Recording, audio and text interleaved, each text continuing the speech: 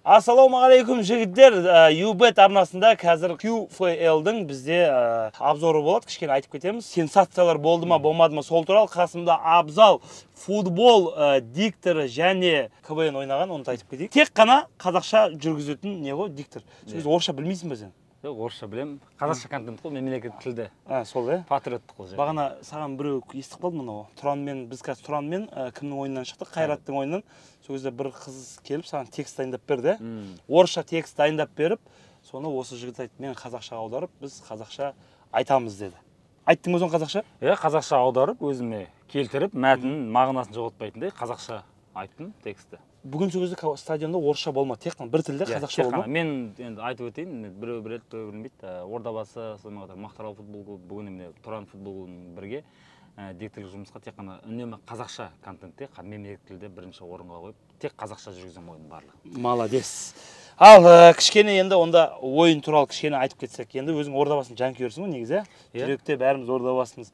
Кешегі бірде-бір болған. Енді Ордабасыда кішкене ауыр ойын болды.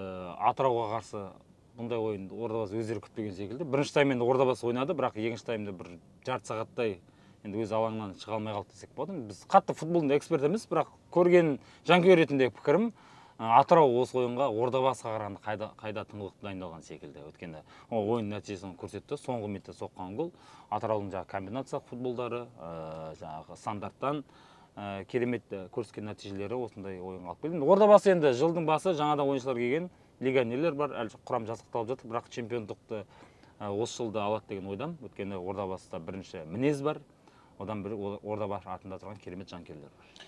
Енді қара, дәл қазір біз керекті өз екі ұпайымызды жоғалтып алдық. Астананы кеше көрдің.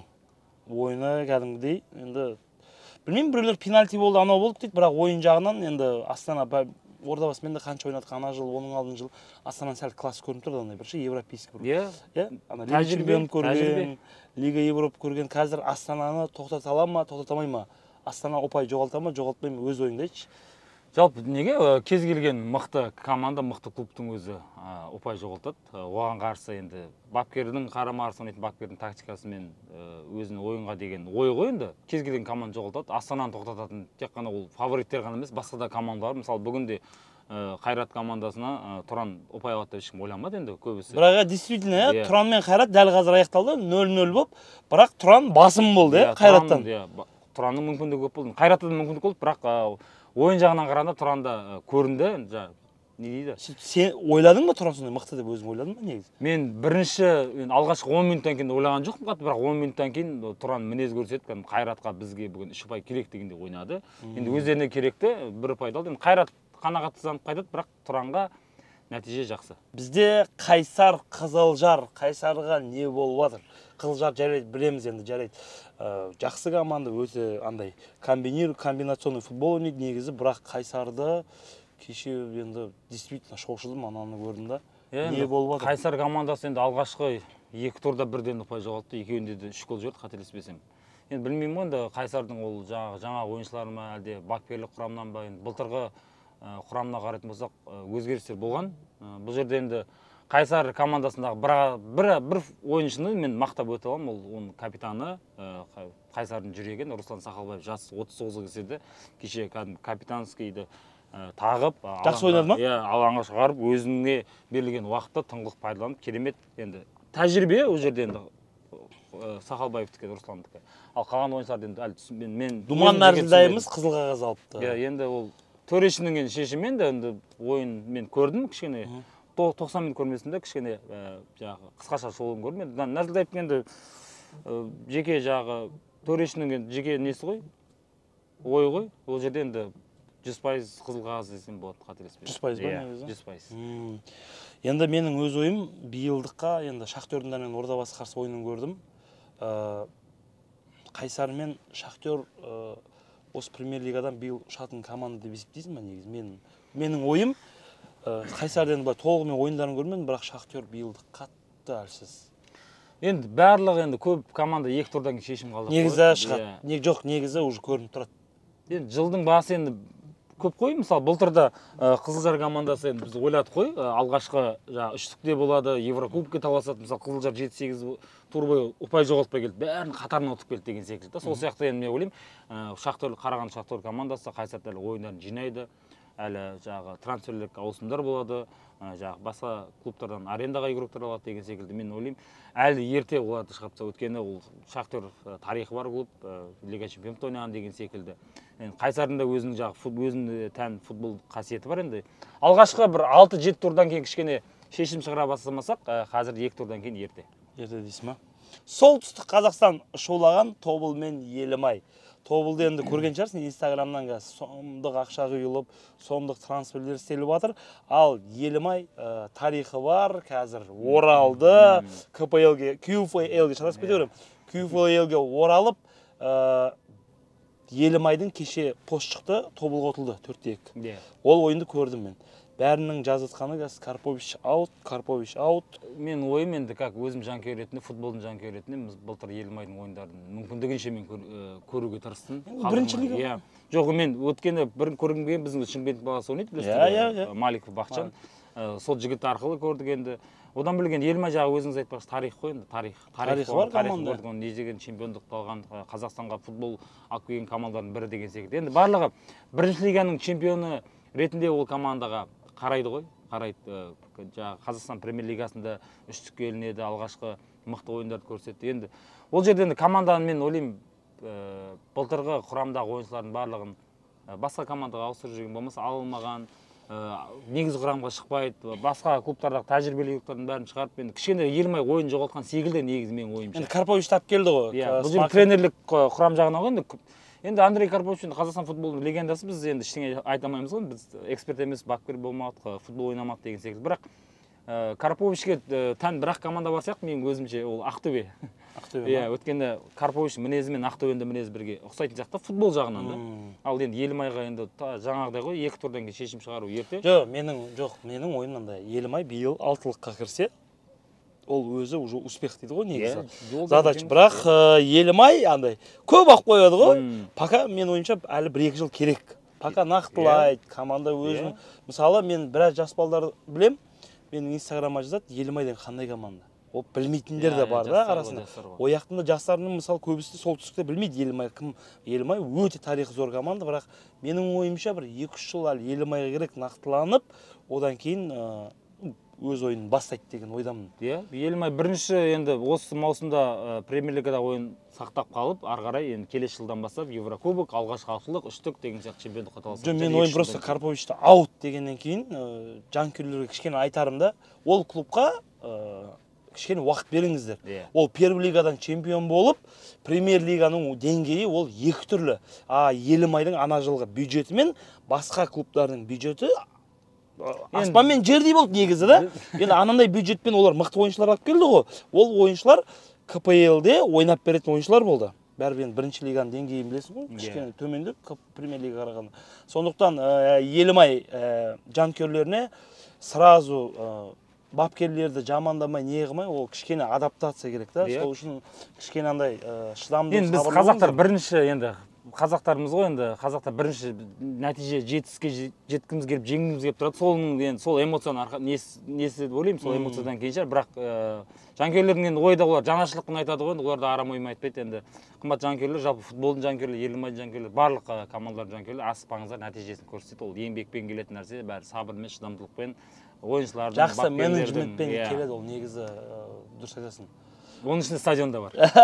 Енді стадион демекші, стадионды бір келесті айтекші, ол бітпейтін жыр бізде. Стадионды айтсаң болды, ол айтыла береді, таусылмайды. Ал бізде жеңіс Шахтер.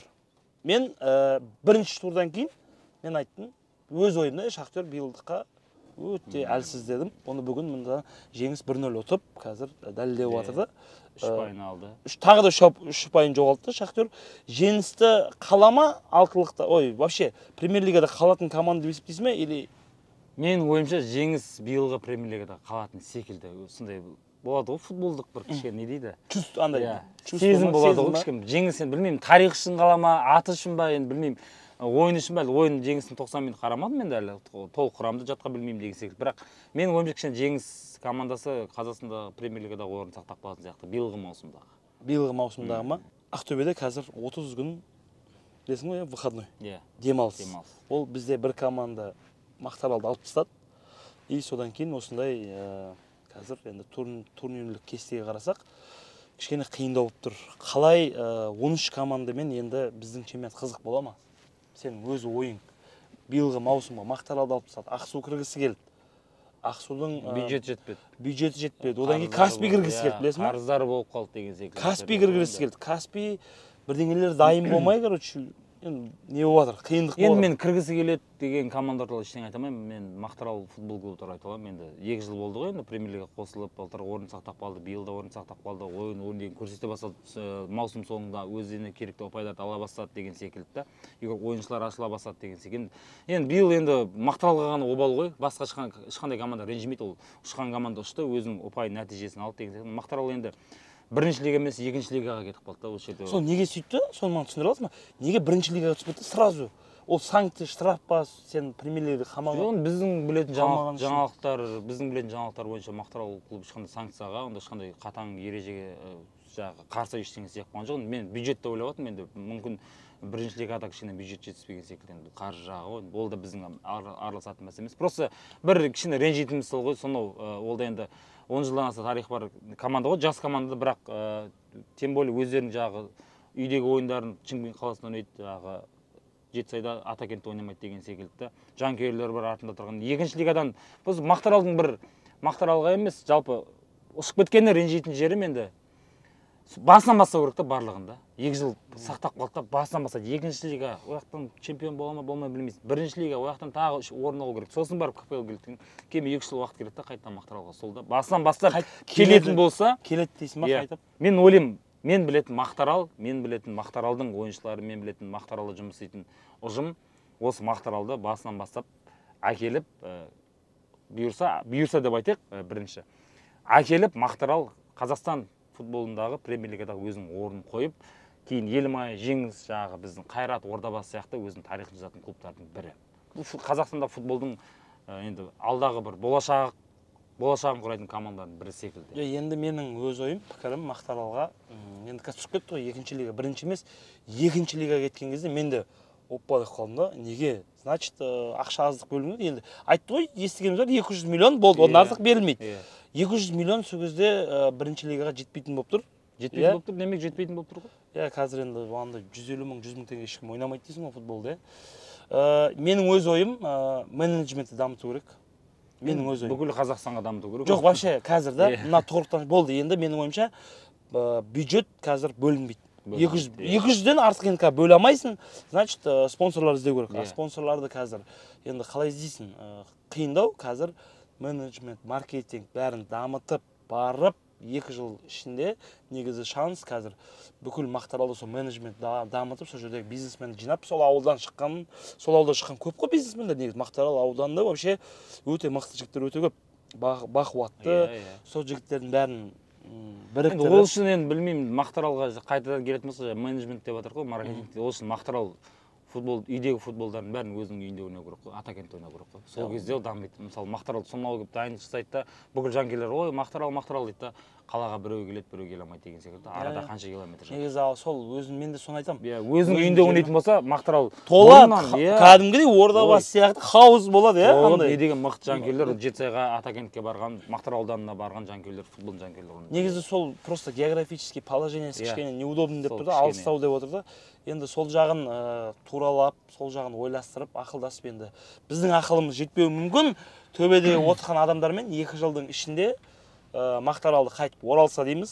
Қымбатты жоғарыда отырған ағалар, біздің егер осы Арман Пірмановтың жобасын көретін болсаңыздар, енді білмеймін. Мен жалпы футбол жанкүйері ретінде айтатын, одан бөлек Мақтаарал футбол клубында жанкүйер ретінде кішкене осы жағынан мән берсеңіздер, енді жоғарғы. Қазақстан футбол федерациясынан бастап шешілетін дүние. Федерация шешпейді екен оны. Федерация ашин разрешение береді. Ықпал бере алады ғой енді. Акимат қой бұл. Ықпал бере алады. Түркістан облысының әкімдігі бар, Мақтаарал ауданының әкімдігі бар. Енді кішкене бәріміз бір жұмылып, қазақтың футболын осы Мақтаарал өңіріндегі футболға кішкене бет бұрып, кішкене болсын қолдан келгенше демеп жүрсек, қазақтың футболы одан әрі керемет дамитын еді. Менің ойым осы. болды, рахмет. Құрметті көрермендер, сіздерге үлкен рахмет. Өйстіп лайк басып, коммент жазып отқандарыңызға. Келесі жолы ұнап жатса, осы Абзал екеуміз Құдай қаласа бір студия алып, осындай юбет жобасына бір қонақтарды шақырып, бір осындай кішігірім подкаст бастаймыз ба деп отырық. Футбол көріңіздер, футбол жақсы көріңіздер, қазақтың футболына жанкүйер болыңыздар, қазақтың футболы, еліміздің футболы алға дами берсін. Жақсы.